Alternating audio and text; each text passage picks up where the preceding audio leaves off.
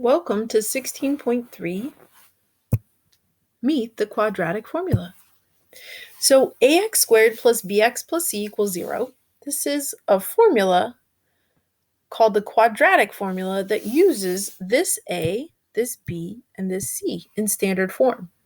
So x is going to equal negative b plus or minus the square root of b squared minus 4ac, those are all multiplication, all over divided by 2a. The formula can be used to find the solutions to any quadratic equation in the form ax squared plus bx plus c equals 0, where a, b, and c are numbers and a is not 0. If you have taken any higher math classes outside of the US, this is a very popular method in other countries. So you may have already seen this. So we just met the formula on the other slide. So there's an example here that shows how it is used to solve this equation, x squared minus 8x plus 15 equals 0. A is 1, so where are they getting the a? It's the coefficient of the x squared term. B equals negative 8. Negative 8 is the coefficient of the x term, right? B is what's in front of the x. A is what's in front of the x squared. And then the c term would be 15. C is what's in, the constant term. All right, so they've identified their A, their B, and their C. Then what?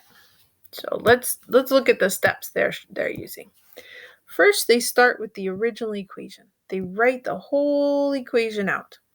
Second, they substitute in the values of A, B, and C very carefully, because the formula says the opposite of B, and B was a negative 8. So the opposite of negative 8 is positive 8, right? So here we're just simplifying it in exactly as we see the equation. The opposite of negative 8, plus or minus the square root of negative 8, whatever my B value was, squared, minus 4 times A, which is 1, times C, which is 15. All right, so we're just substituting in each letter becomes the number that we identified for that letter. All divided by, super important that we're dividing this whole thing by 2 times our A value. So we're back to 1, 2 times 1. Okay, the next step, they simplify each part. So negative 8 squared is 64, so they simplified that. 4 times 15 times 1, all of that is 60. And it's a negative, so 64 minus 60. All right, they simplified the opposite of a negative is a positive, and 2 times 1 is 2. So here we've got a pretty simple expression, but we can simplify even more. 64 minus 60 is just 4, and the square root of 4 is 2. Then we can break it apart and say, well, what is 8 plus 2? Well, it's 10. And what is 8 minus 2? Well, it's 6. So they're separating 8 plus 2 and 8 minus 2. And that's how we got these expressions. All right, and then 6 divided by 2 is 3, and 10 divided by 2 is 5. So the two solutions are 5 and 3. How else could you have checked your answer? You're right, you could have graphed it, and we could have seen, it would cross the x-axis at 3 and 5. And it's a positive, so it would be pointing up. So it would be a graph that looks something like that. Great. So there are 6 problems. We are telling you the quadratic, here's the quadratic formula, and here are the answers. We're giving you the answers. But that's the thing. The answers, it's the how did you get there that's the most important. So what we need you to do is find some scratch paper and write out all of your steps. For number 1, I want you to identify what are the A, B, and C values. A equals, B equals, C equals. This is something you just need to do and practice to get good at. So 1, B is 4, C is -5. So first step, identify your A, B, and C. Second step, plug them in and carefully evaluate. This negative right here mixes a lot of people up. If you subtract, the most common question I've got as a teacher is, am I subtracting 4 or is it a -4? And the answer is, it's both.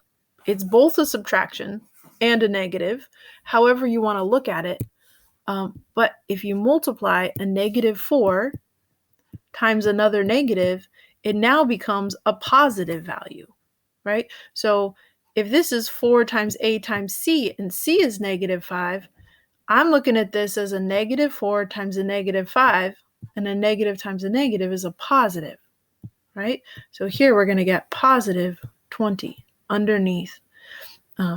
We need our B squared value, but after that minus sign, we're going to be adding 20 more.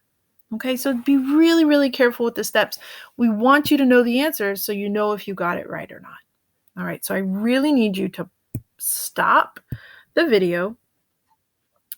I want you to take time, maybe pick 4 of these. You don't have to do every single one.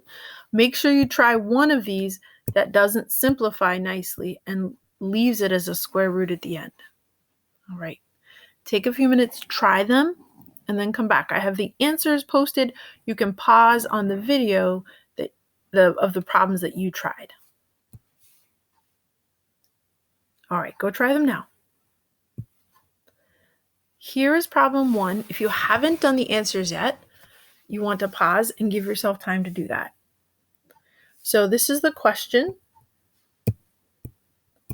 and here's the answer. So this shows the steps of plugging in the values and simplifying slowly and carefully. X equals this, X equals that. The final answers were 1 and -5. But we knew that from the beginning. Oops, that's supposed to say equals 1. Okay. But this, how did I get there? How did I get there? That's the really important part. You want to make sure that all your steps make sense and follow along. All right, here's problem 2. This is the question. This is the answer. Here are all the steps to get us to -3 and -4. And if something doesn't make sense, this is something you could ask your teacher in one of your live Zoom sessions or on a live Google Doc, or however your teachers are communicating with you in your sessions. All right, problem number 3. Here's the question. Here's the answer. Double check your steps. Notice the square root of 28 doesn't simplify. It can simplify a bit more than that, but we're not expecting that from you right now. But we're leaving that under the square root. Number 4, here's the question. Here's the answer. Feel free to pause if you need more time with each one. All right, number 5, the question and the answer. Now notice this one, underneath the radical, changed to 0, and if you add 0, subtract 0, it doesn't give you a different answer. So you end up with only one solution. So graphically, this is a problem, I'm not sure where it is. Could be here, could be there, but where it hits the x-axis and bounces off. Maybe try graphing that one, see what that looks like. And lastly, this is the question, this is the answer. All right, thank you for watching. If you have questions, go check in with your teacher.